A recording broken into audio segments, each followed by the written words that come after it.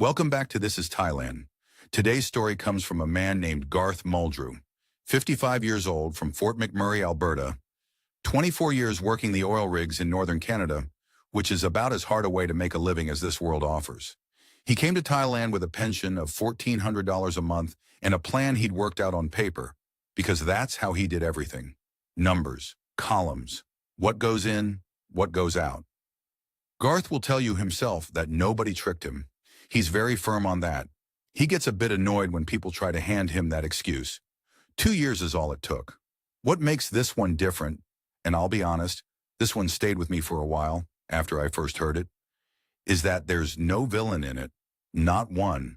And Garth knows exactly who's responsible, which is a harder thing to live with than being cheated. Here's his story, in his own words. I worked the rigs out of Fort Mac from the time I was 22. Started as a roughneck, which is what everybody starts as, then derrick hand for a good long while, then I was a driller by the time I was 35. 2 weeks on, 2 weeks off. That's the rhythm of the whole thing. You go up, you work your tour, you come home and you're useless for about 3 days, and then you're bored, and then you go up again. People hear oil worker, and they picture money. And yeah, no, there was money. There was decent money. But there's also minus 42 in January on a lease road 2 hours past nowhere, and you're wearing everything you own, and your hands stop working properly around hour 9, and you just keep going anyway, because the guy across from you is just as cold, and he's not saying anything either. That's the thing about that work. Nobody complains. Not because we're tough guys. Half the crew was 20-year-olds who cried in their trucks. I'd bet money on it, but because there's no point. Everybody's cold. Everybody's tired. You complain to a man who's in exactly the same weather as you, and all you've done is make him carry your bit too. So you shut up and you do the shift. I want you to understand that, because it explains basically everything I did later. I'm not saying it excuses it. I'm saying it explains it. Diane and I got married in 1996. She was a dental hygienist, and she had this laugh. She'd start laughing before the joke was done. She couldn't wait for it. Drove me nuts, and I loved it. She had a daughter from before, Kayla, who was 9 when I came along, and I never called myself her dad because she had one. But I paid for her braces, and I taught her to drive a standard. So, anyway. Diane got diagnosed when she was 46. Parkinson's. Early onset, they call it. We'd been noticing things for maybe a year. Her handwriting going small, this little tremor in her left hand when she was tired. We both figured stress. She'd tell me it was nothing. I'd tell her it was nothing. That's what we did. We were both good at that. The neurologist in Edmonton was about 31 years old, and he was very kind about it, which somehow made it worse. I came off the rigs about 8 months after that. Took a desk thing for a while, then took the buyout, which is a decision that cost me a lot of money down the road, and I'd make it again tomorrow. 9 years. I'm not going to sit here and give you the whole 9 years, because you don't want it, and I don't either. But it's stairs is what it is. Not a cliff. Stairs. You go down one and you get used to that step, and then a year later you go down another one, and you get used to that. First, it's just the meds and the timing of the meds, because the timing is everything with those meds. Then it's helping her with buttons. Then it's the shower chair. Then it's a walker, then a chair, then the van with the ramp, which was $19,000 and worth every cent. Then it's you getting up at 2 and at 4 and at 5:30 because she's rigid and she can't turn herself over. I got good at it. That's a strange thing to say, and I mean it completely. 24 years I could rig up and trip pipe in weather that'd kill you, and I was proud of that. But I was better at looking after Diane than I ever was at drilling. I knew her whole system. I knew what her face did 20 minutes before an off period. I could get her from the bed to the chair by myself in about 11 seconds and not hurt her. The money went the way money goes. We sold the house in Fort Mac in 2019, which was about the worst possible year to sell a house in Fort Mac, and most of that went into care, and the van and the renovations for the ramp and the bathroom. Alberta covers a fair bit, don't get me wrong. We're not Americans. But there's a lot it doesn't cover, and it all lands on you in $300 pieces.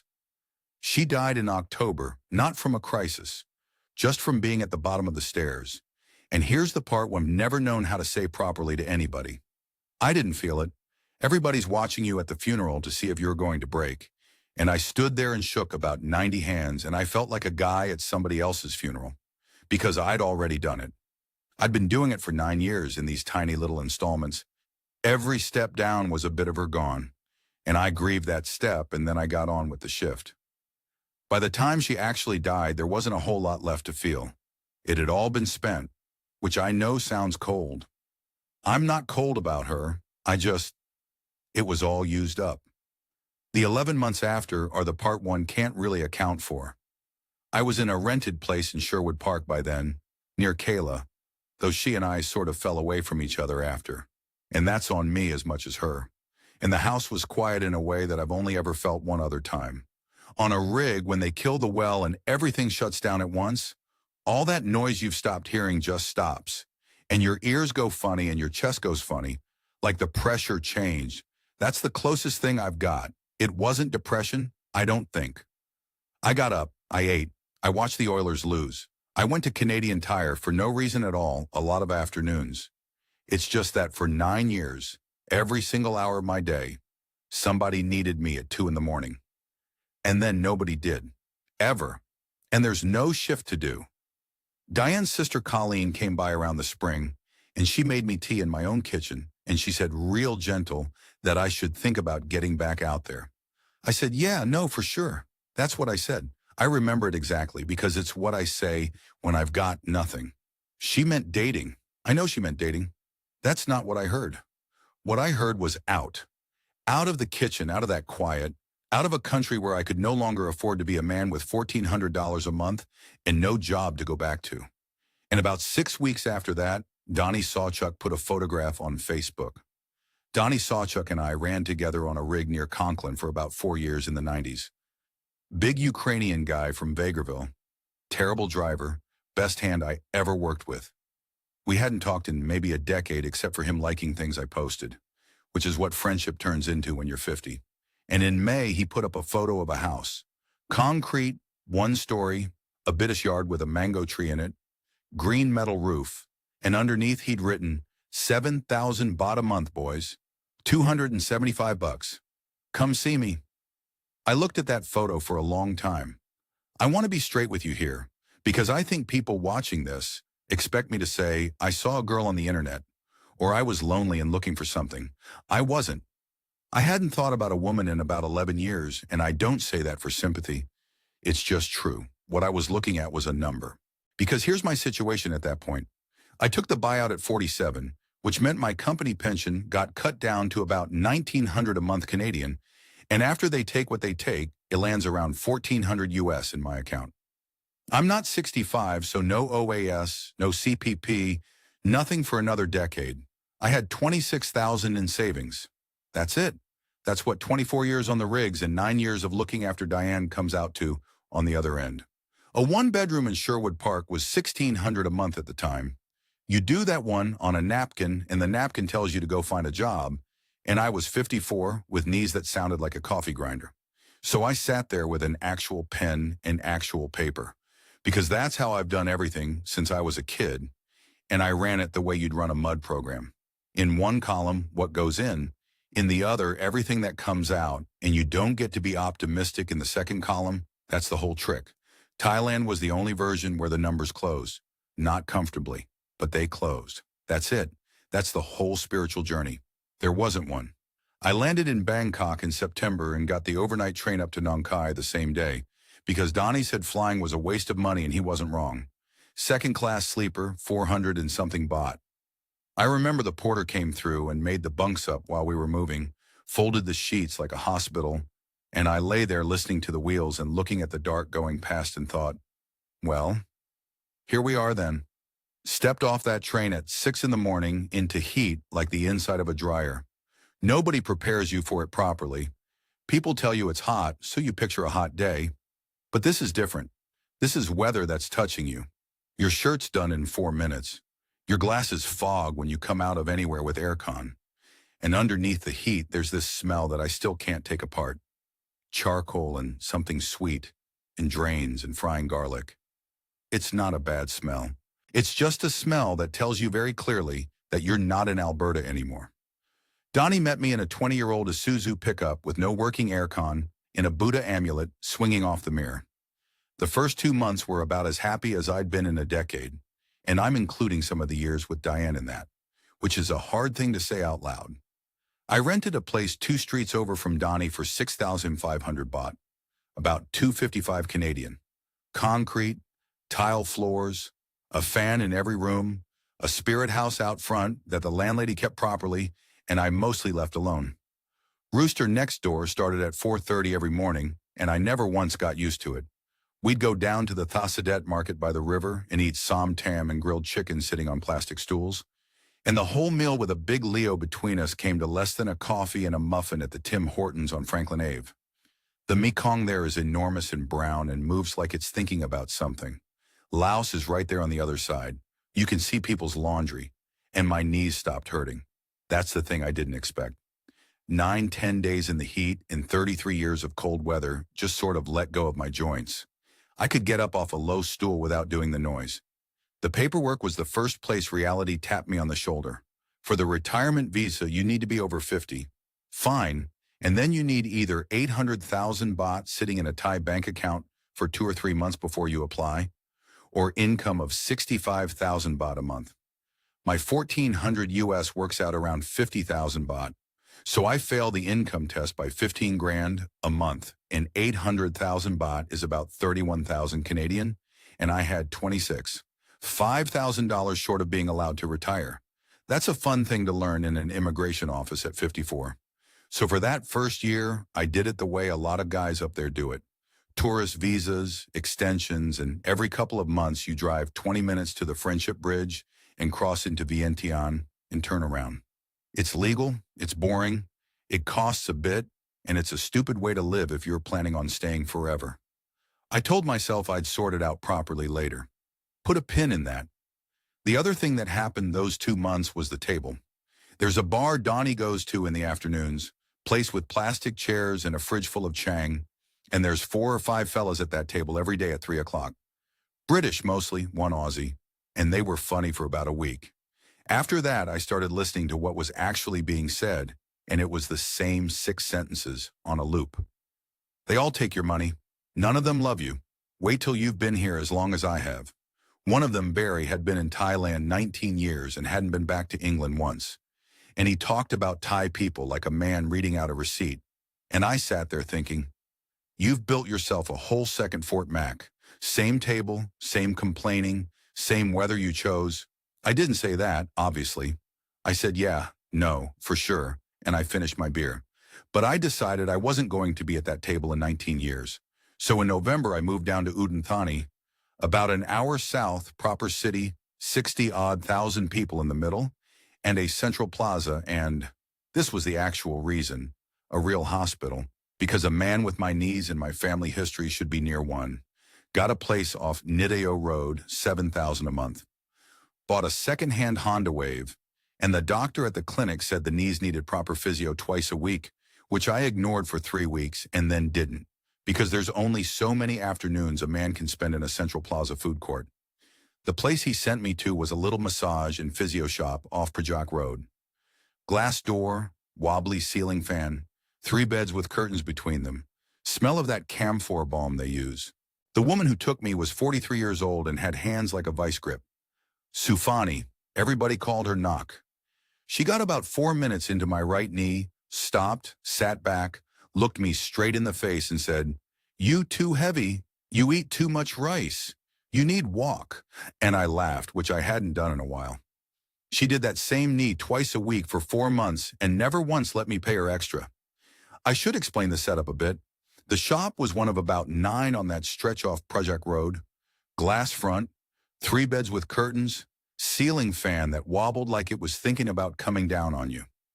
Knock worked afternoons, 300 baht an hour, which is about 12 bucks Canadian, and half of that goes to the owner. The first month she barely talked to me beyond telling me what was wrong with my body, which was quite a lot, knees obviously, but also she said my right shoulder sat higher than my left and asked if I'd carried something heavy for a long time. I said yeah for about 9 years. She didn't ask what. She just moved to the shoulder. That's the thing I keep coming back to when people ask me how it started. She wasn't sweet to me, not once. There's a whole industry in this country of being sweet to men like me, and I'd been warned about all of it by Barry and that lot up in Nong Khai, and none of it looked like a 43-year-old woman telling me to lay off the sticky rice while she pushed her thumb into my calf hard enough to make my eyes water. She was 43, not 23. I want that on the record because I think a lot of fellas watching this will already be assuming, and fair enough, but no. She had a daughter, Fern, 19, studying to be a nurse in Khon Kaen, and Nok would show me her marks on her phone the way any mother anywhere shows you her kid's marks. With that face like she's trying not to look proud and failing. Her hands were wrecked, cracked round the thumbs, calluses like a man's. That's what 20 years of massage work does. Around month 4, I tried to slip her an extra 500 baht at the end of a session. About 20 bucks. She put it back on the bed and said, no, price is price. Bit annoyed about it, actually. A few weeks after that, her phone died. Proper died, the screen went. And I said I'd get her a new one, and she looked at me like I'd said something rude, which in a way, I had. She bought a second-hand Oppo off her cousin for 3,500 baht. So we started eating together. Not dates. I'd finish at 4, and she'd finish at 6, and we'd go to the night market by the train station, or up to Nong Prajak Park, where there's that big white duck out on the water that I still think is the daftest thing I've ever seen. Some tam and grilled chicken and sticky rice out of the little bags, sitting on plastic stools with the mosquitoes going and the motorbikes never stopping. Not once, all evening. She ate some tam that would have hospitalized a Ukrainian. I'd be sat there sweating and going through tissues, and she'd laugh at me. Properly laugh, not polite. She was fixing my tie too, badly but constantly. And over those months, I got the family in bits, never all at once. Father died when she was 26, drank. Mother diabetic, out in a village about 40 minutes past Roy Et. Nok's the eldest of 5, 2 younger sisters, 2 brothers. She'd been sending money home since she was 17, and she'd never in her life had a month where she didn't. Now here's the bit I want you to understand, because it matters more than anything else in this whole story. When she told me that, I didn't hear a warning. I heard somebody like me, because that's what I'd been. For 9 years, I was the one who lifted and paid and got up at 2 in the morning, and I was good at it. And here was a woman who'd been doing her version of the same thing since before her daughter was born, on 300 baht an hour, without complaining about it to anybody, because who would you complain to? Everybody in her family's tired too. Same rig, different weather. I thought, and I remember thinking this exact thing, sat on a plastic stool with my shirt stuck to my back. I thought, well, at least now there's 2 of us on the crew. That's not love, or it's not only love. I've had a lot of time to think about what that actually was, and I'm still not sure I've got the words for it. In May, so about month 7, I moved in. Her place was a rented townhouse off Nityo. 2 floors, water stains on the ceiling, cost her 5,500 baht a month. Better than mine, I gave up my rental and shifted my clothes and my 1 box of stuff across on the back of the wave in 2 trips. And that's when I did the thing. This is the moment, if you want the moment. I told her I'd put in 8,000 baht a month toward the house.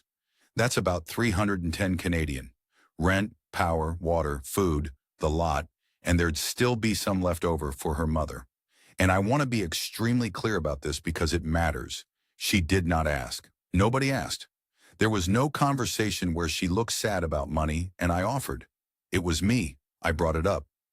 In the kitchen, standing there, like a man announcing a decision at a safety meeting. She said no.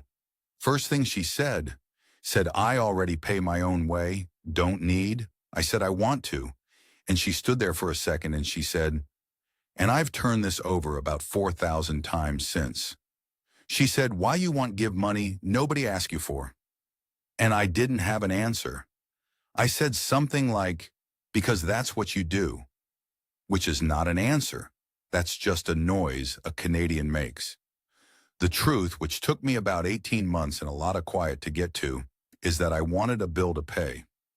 I wanted something coming out of my column that had somebody's name on it. 9 years I'd had a reason to get up, and then I had 11 months of no reason, and paying for a woman's electricity in Udon Thani felt like a reason. She said, okay. Eventually, sort of shrugged and said, okay, up to you. Should have heard that. Up to you. In Thai, that phrase does a lot of work, and almost none of it is agreement. And the numbers at that point were fine. That's the part that gets me. 8,000 baht out of about 50,000 a month coming in. My rent was gone because I was living in hers. I was eating better and spending less than I did in Nong Khai. On paper, month 7 was the healthiest I'd ever been financially since I quit the rigs. The 26,000 Canadian was still sitting in a savings account at ATV back home, untouched. I hadn't so much as looked at it. I'd told myself very firmly that money was not to be touched. That was the emergency. That was the flight home if it all went sideways. That was the hospital if my heart did what my father's did at 61. I actually said it out loud to Donnie on the phone once. That money doesn't exist, I said. Pretend it's not there. Yeah. The first time I went to the village was in July, month 8.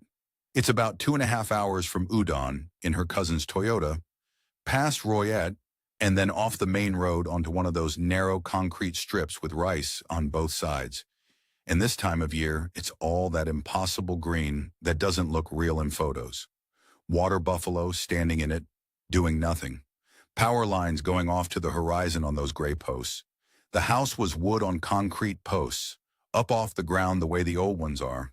Corrugated roof, a dog under it that never once got up the whole 3 days I was there.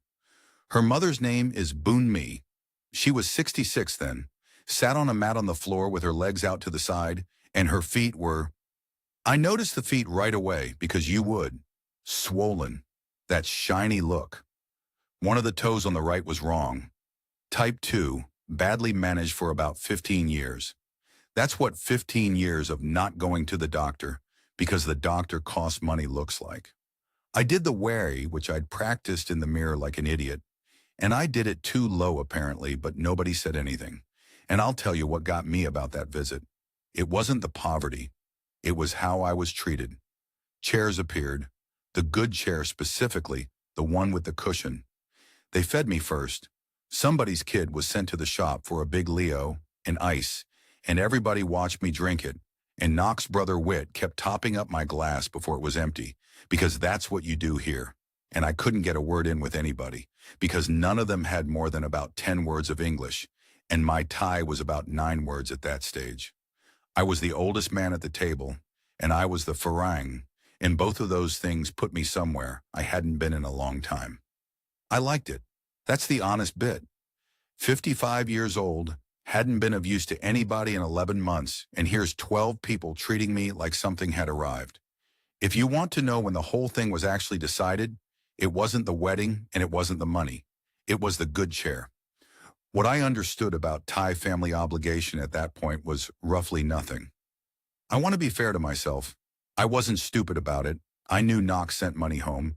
She told me 5,000 or 6,000 a month out of what she made. I thought that was like sending your mom a bit at Christmas, just more often. In Canada, if your mother's sick, you drive her to appointments and you feel guilty, and you argue with your brother about who's doing more. I did not understand that here the eldest daughter is the system. There is no other system. There's no long-term care insurance. There's no 30 grand of home care a year the way Diane had. There's the gold card at the government hospital, which covers a lot, but not everything. And then there's her. Nobody explained it to me because why would you explain water to a fish? And I didn't ask because asking about money at that table would have been about the rudest thing a man could do. Then November, month 11. Boonmi's foot got an ulcer that got infected, and they left it about 10 days too long, and by the time they took her to Royette Hospital, it was into the bone. They moved her to Concaine because that's where the vascular people are. Below knee amputation on the right. I was standing in the corridor at Srinagarhen with about 9 members of that family, and it was hot and it smelled like disinfectant and somebody's rice, and there was a monk walking past, and Nok was doing the thing where she goes very quiet and very efficient. And here's the moment. This is the one. Nobody looked at me. That's what I want you to understand, because it's the whole story in one detail. Nobody asked. Nobody made a sad face at me. Wit didn't come over and put a hand on my shoulder. If anything, they got more polite with me, more careful, kept offering me water, and there was this space in the middle of everything, with my shape in it. That's Kringjai.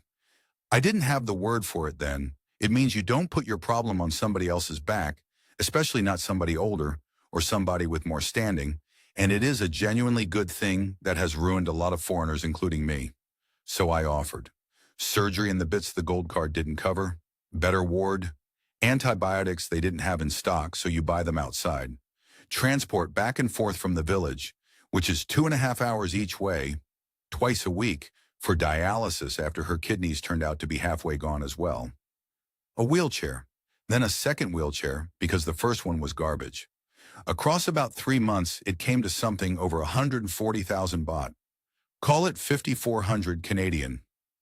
Now, I've been asked, by Donnie mostly, why I didn't stop and add that up at the time.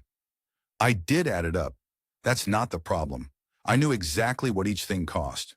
What I never did, not once, not for a single second in 3 months, was ask what the total was going to be at the end, because there was no end.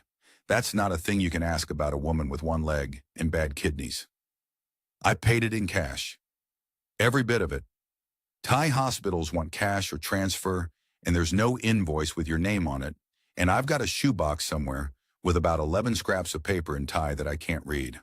And here's the thing I'm least comfortable saying out loud. I was happy, not about her leg. God, no. But I knew how to do this. I knew about wheelchairs. I knew about transferring a person from a bed to a chair without hurting them. I knew about ramps and doorway widths and getting somebody clean when they can't get themselves clean. 9 years of Diane. That was in my hands. At that hospital, I stopped being a fat, retired farang who eats too much rice, and I became the guy who knows things. I showed Nock's sister Dow how to do the transfer properly so she wasn't wrecking her own back. I built a little wooden lip for the threshold at the village house out of scrap. I felt like myself for the first time since October 2 years before. That's what it cost. That's what I was buying, and I didn't know it. $5,400 to feel like a man with a job again. The savings went below 20,000 for the first time in December, and I remember looking at the ATB app on my phone and thinking, well, that's what it's for. That money doesn't exist, I told Donnie. Pretend it's not there. Yeah, 6 months, that lasted. I asked her to marry me in February, month 13.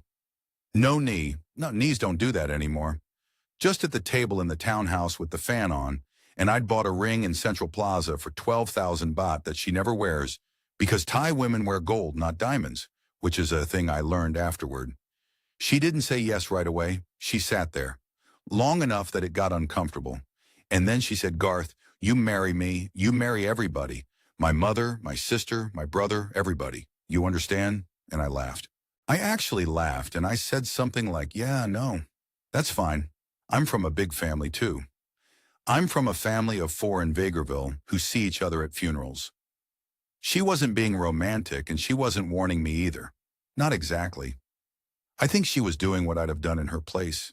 She was reading me the safety briefing, straight, and waiting to see if the new guy was actually listening, and I laughed at her. The Sin Sod conversation happened in March, and it was not the conversation I'd been braced for. I'd read about it online, obviously. Every forum, every one of those videos, the Sin Sod is where the farang gets taken to the cleaners. 500,000 baht. 1 million. Gold by the kilo. I went into it the way you'd go into a well-controlled situation, expecting the worst and planning for it. We drove out to the village and sat on the floor with about 9 people and an uncle I'd never met before, who apparently does the talking for that family, and I understood maybe 1 word in 30. And then Knox started arguing, with her own side. I didn't know that's what was happening at the time. I sat there for about 40 minutes on a mat with my legs going dead, thinking it was going well. And afterward in the car, she was in a mood, and I asked what happened, and she said her uncle wanted 300,000, and she told him no. Garth is not a rich man. 100 is enough. 100,000 baht. Just under 4,000 Canadian, and 5 baht weight of gold on top for the ceremony, which was another maybe 70,000. Here's the part one got wrong, and I want to be careful explaining it because a lot of guys get it wrong the same way. I thought I'd got a bargain. I sat in that car feeling like I negotiated well, which is hilarious because I never said a single word. What actually happened was that Nock took a loss of face in front of her own family, in public, on my behalf. She told her uncle that the foreigners she was marrying couldn't afford what foreigners are supposed to afford. And she did that based on what she'd seen of me, the 8,000 a month, the second-hand wave, the fact that I ate at the market like everybody else. She was protecting me. She just had no idea from what.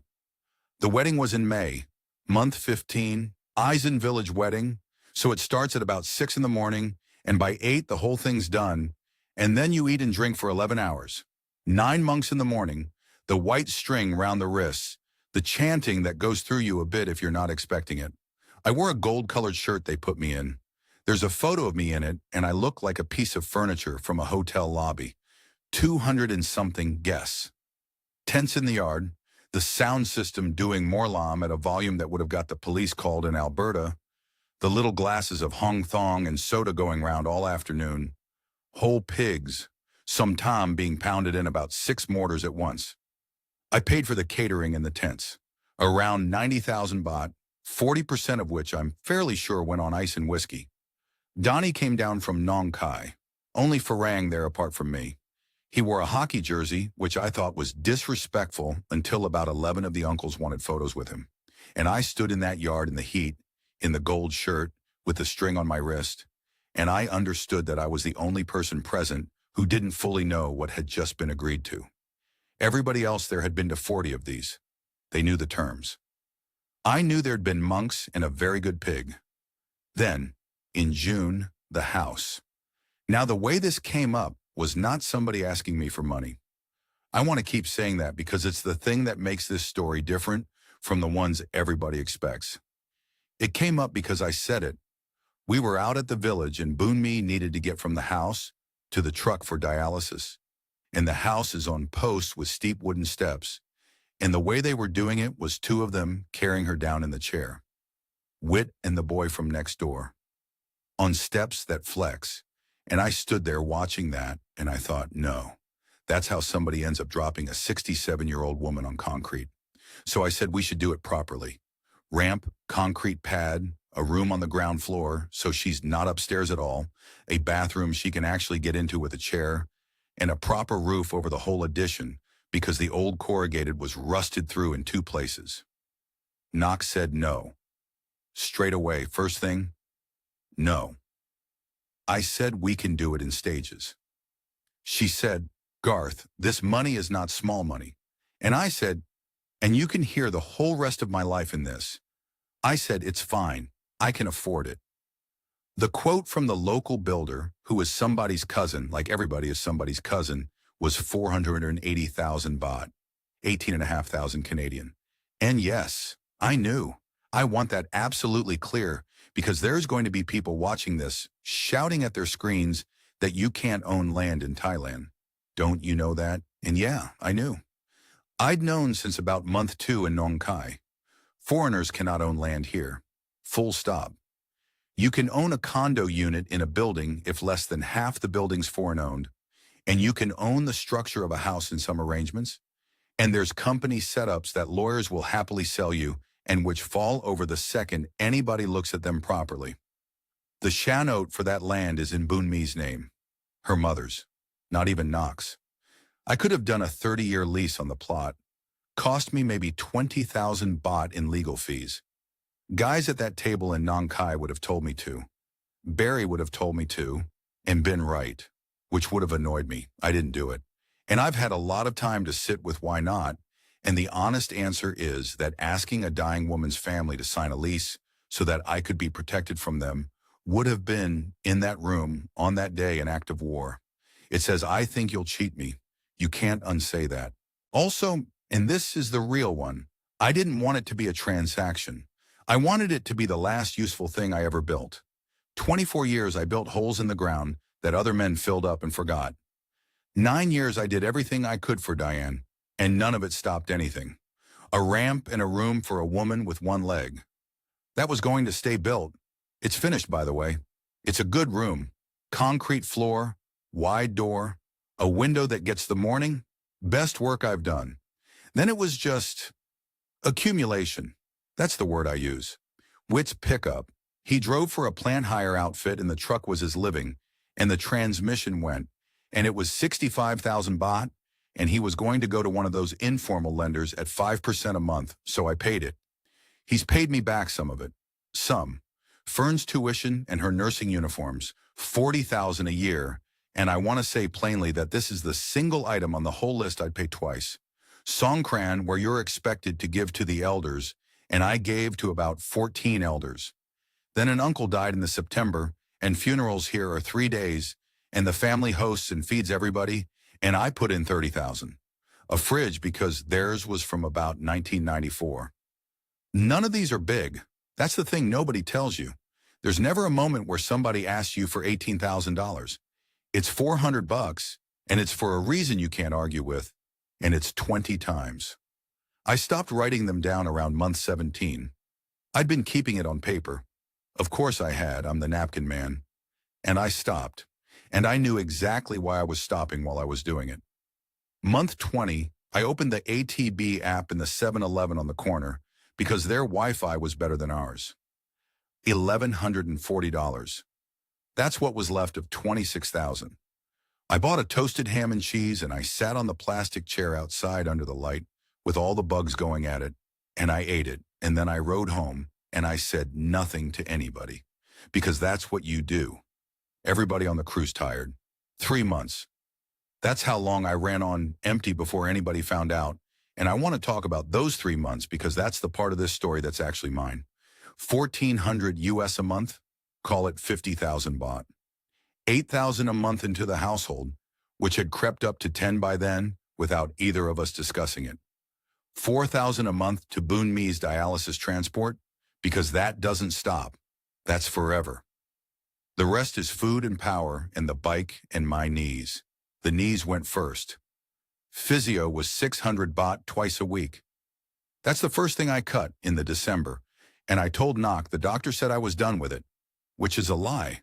That's the first lie I told her, and it's not the one about money, it's a smaller one.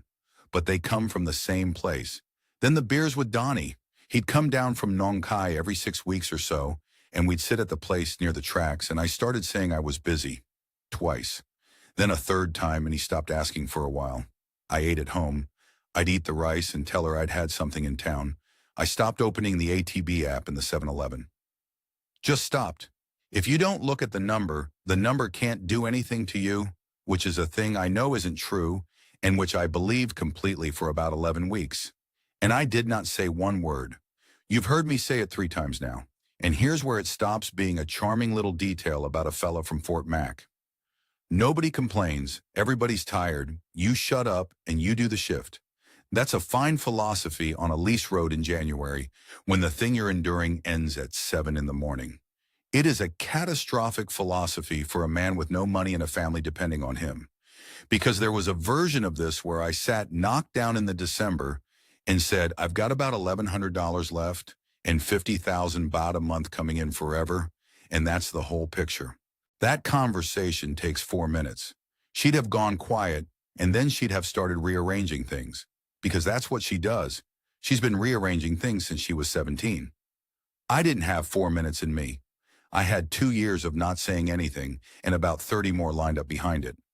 What broke it open was the visa. I'd been running on tourist extensions, and Laos runs the whole time, which was fine when I was single, and now I'm married, so the sensible thing is the marriage visa.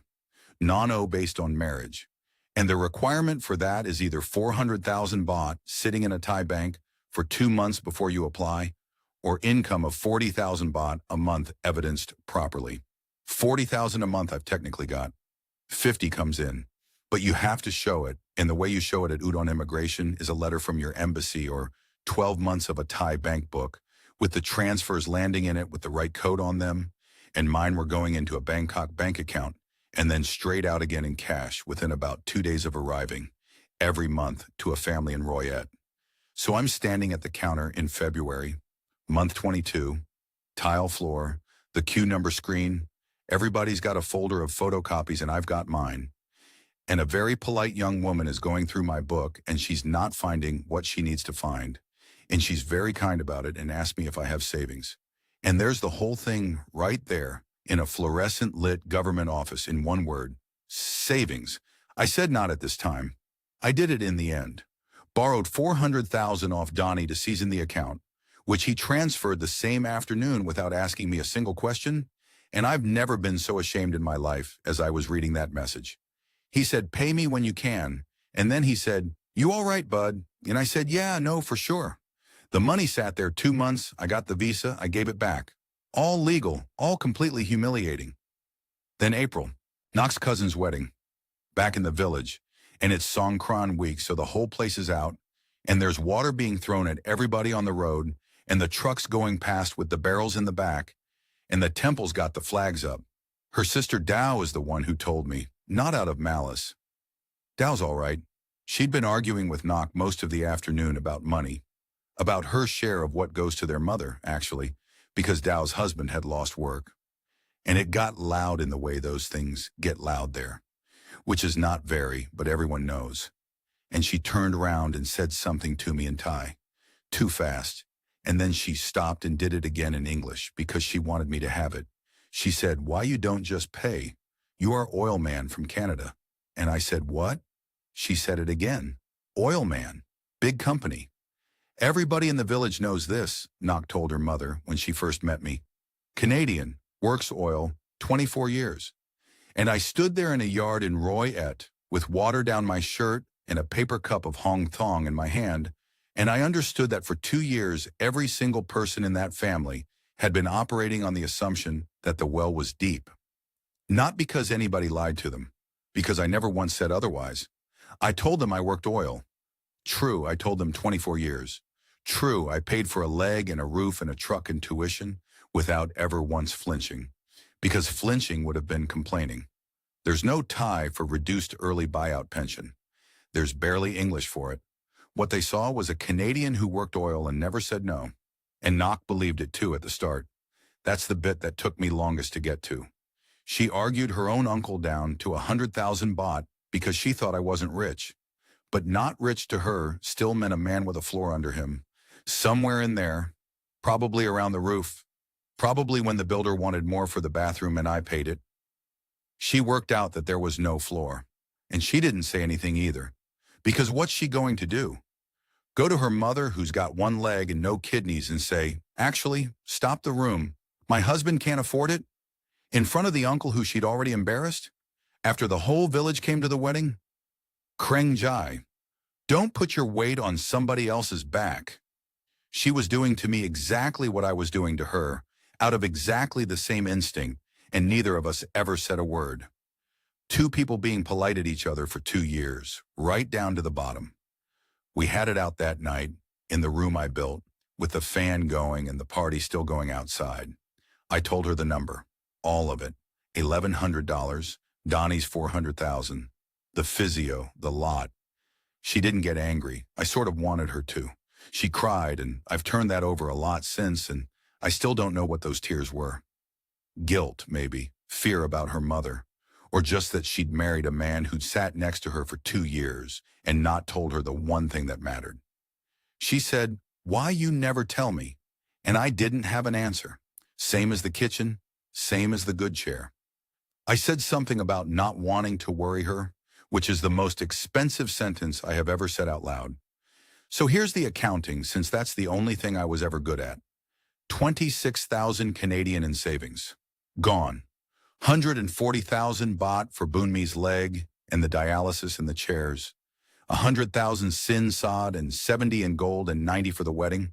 480,000 for the room and the ramp and the roof, which sits on land registered to my mother-in-law and will still be hers when I'm dead.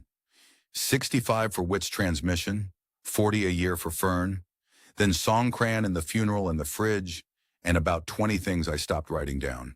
2 years and 1 month door to door. And here's the thing that makes people uncomfortable when I say it. There's nobody to report. No police, no lawyer, no embassy. Nothing illegal happened to me. I wasn't defrauded. I paid every single one of those bills on purpose. Out loud, usually before anybody brought it up.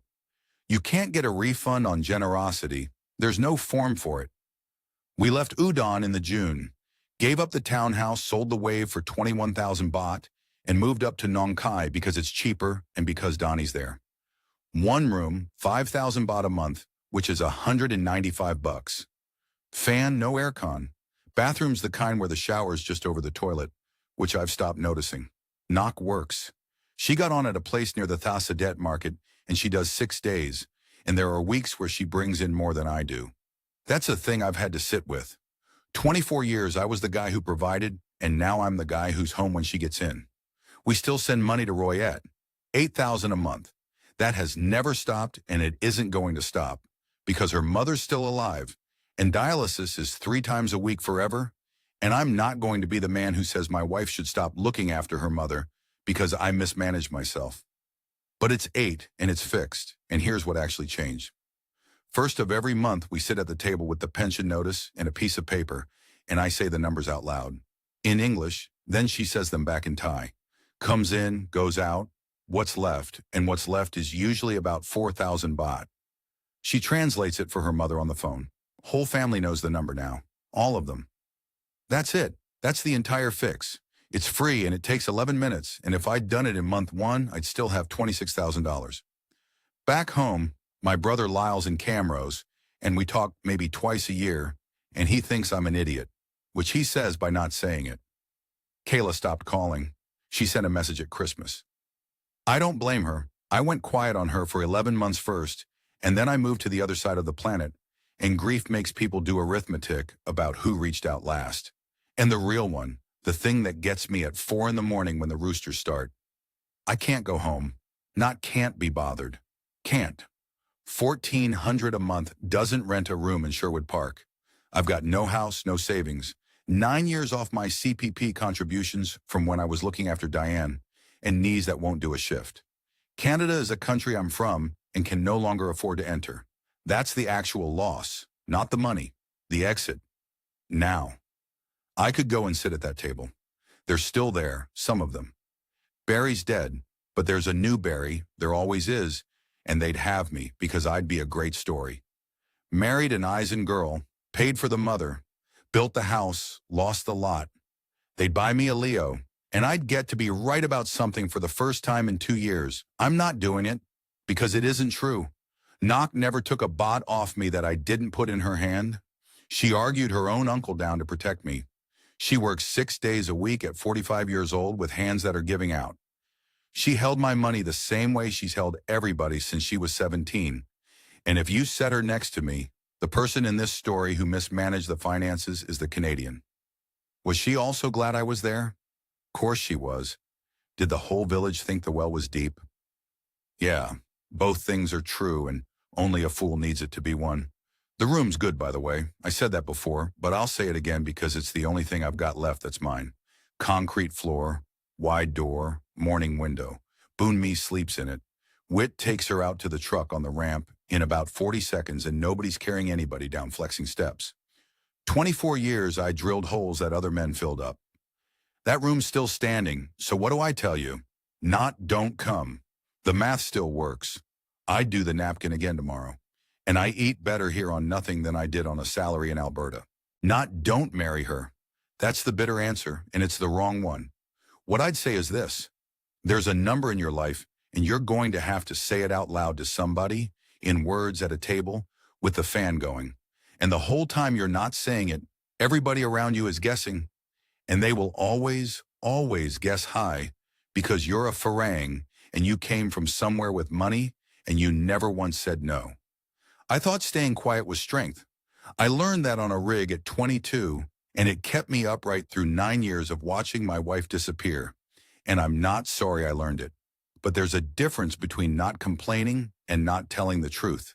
And I couldn't see the seam between those two things until I was standing in a yard in Royette, with water down my shirt, finding out what my own family thought I was worth.